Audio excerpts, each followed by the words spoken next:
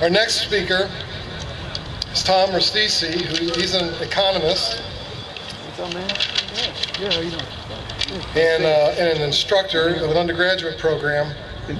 He's co-authored and edited several books for high school students. He's been in video series with John Stossel.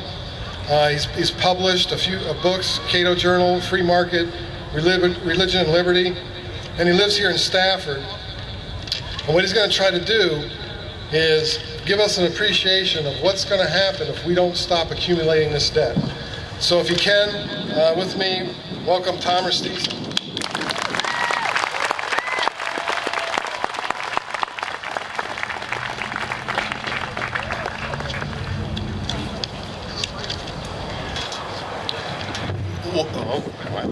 Welcome, ladies and gentlemen. Welcome, patriots. You know, politicians love to quote John F. Kennedy when he said, "Ask not what your country can do for you, but ask what you can do for your country." Today, it is more appropriate to ask not what you can take from your government, but what will your government be taking from you? The time where we could go to government and ask for things is now over. We are now bankrupt in this country. There's nothing left for them to give. There's only stuff for them to take, and that is yours. And they will take anything, and they will take everything you have, and they will give you nothing. You might love Social Security, you might love Medicare, you might love free health care for all, but it isn't going to be there. And the reason it isn't going to be there is it's all bankrupt down the line. And how did we get to this point? How did we get here? It's because we have politicians in Washington that are run amok. They're recklessly drunk with power, and they're arrogant. Didn't we have a congressman from Illinois just recently say on his health care bill vote, he didn't give a damn about the Constitution? Didn't he claim he read the health care bill, that 2,500-page bill, 3 times? But he hadn't read the Constitution. See, they disrespect us. And this is the point here. They disrespect the law they were sworn to uphold. I have more respect for a common criminal. They may steal my money, but he doesn't sit around and pretend he's doing me a favor. He doesn't sit around and pretend he's obeying the law. The Constitution is the law in this country, last time I looked. When a congresswoman named Sheila Jackson Lee answers her cell phone during a town hall meeting, when a breast cancer survivor is asking her a serious question, she shows utter contempt for the American people. When a congressman named Jim Moran of Virginia makes his constituent show a driver's license before he's allowed to ask a question, I got to ask a question about this arrogance of power. When President Obama told us last summer that if we didn't agree with that health care bill, that we were to shut up and move aside, he would fix things.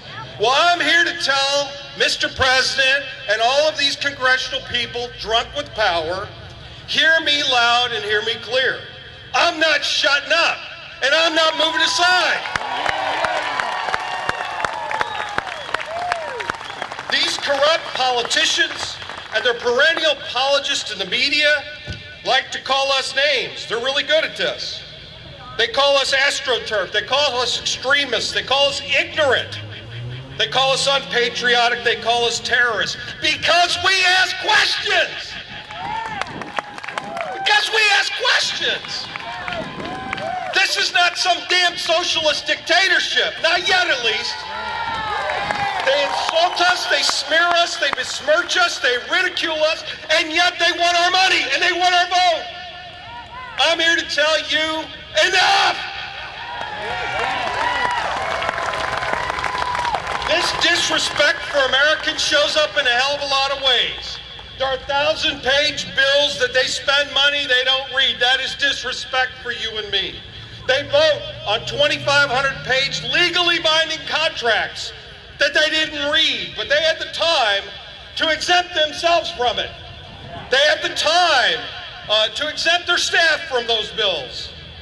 See, now there are two sets of laws in this country. There are those who vote on them, and there are those who have to live under them.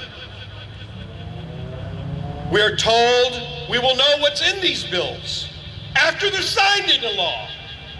Really? Does any of you sign a 2,500-page contract and then only later go back to read what the hell you just signed? What the hell's wrong with these people? What is wrong with them? And we are smeared because we ask questions. Hey, Washington, you DC kleptocrats, just try and shut me up.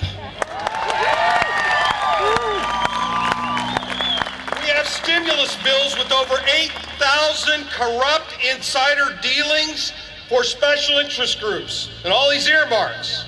We have bailouts and buyouts and bribes and favors, and that's what rules the day in Washington. Americans may have a legal duty to pay their taxes, yet these politicians do not seem to feel they have a legal or even a moral obligation to spend that taxpayer money wisely. They don't think they have to do it wisely or constitutionally. See, our life and our work is just another play toy for those politicians to squander.